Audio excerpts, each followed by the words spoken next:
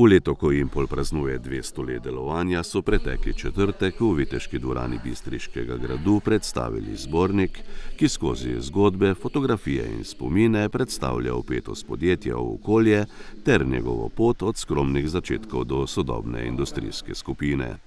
Dogodek so zaznamovali pogovori z glavno urednico doktorico Simono Kostanjšek-Brglez in sourednico Tatjano Štefanič ter predstavnikov zgodovinskega društva dr. Jožeta Korobca Slovenska Bistrica in Zavoda za varstvo kulturne dediščine Slovenije in skupine Impol. Z glavnim izvršnim direktorjem Impola Andrejem Kolmaničem se je pogovarjala Jana Jeglič. Kaj meni osebno pomeni seveda privilegij, osebno priložnost, da sem lahko del te zgodbe. Na drugi strani pa pomeni tudi ponos, odgovornost in pa motivacijo, da s tem delom nadaljujemo tudi v prihodnosti. Zdaj, Impol, še samo ime, zavajanje nekaj vrednote, mi smo jih tako pomenovali, Impol, inovativnost, marljivost, prilagodljivost, odličnost in pa lojalnost. Seveda, pri 200 let obstoja treba izpostaviti prilagodljivost.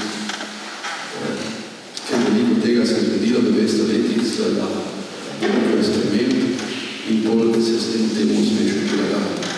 Dejstvo pa je, da Impol namenjen strankam, namenjen kupcem. Zdaj 200 let slavimo, to pomeni, da se vse skupaj začelo leta 1825 z kovanjem bakra. Ta zgodba je trajala nekje tam do leta 1946, do leta 1952, ko smo prišli na samomonij. Jaz sem bil že vseh posameznih menijkov, pa smo dodajali neko opremo, pa neko vrat. Izpostavil potem leto 1991, kot je bilo že omenjeno, razpad države, izguba največjega trga.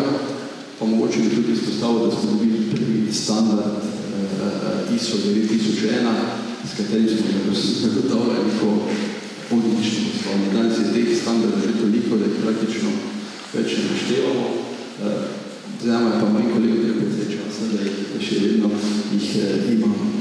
Seveda, v letu 2002 nakup 70% družbe Seval v Srbiji, kateri smo prej že nekaj slišali. 2004 mogoče izpostavil Impol prevzeli prvih 100,000 ton.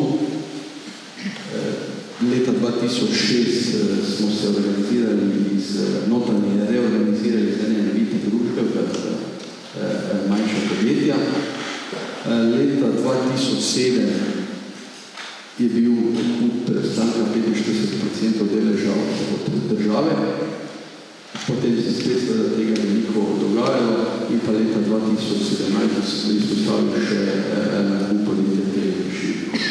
Dogodek so popestrile glasbene točke skupine Vivere.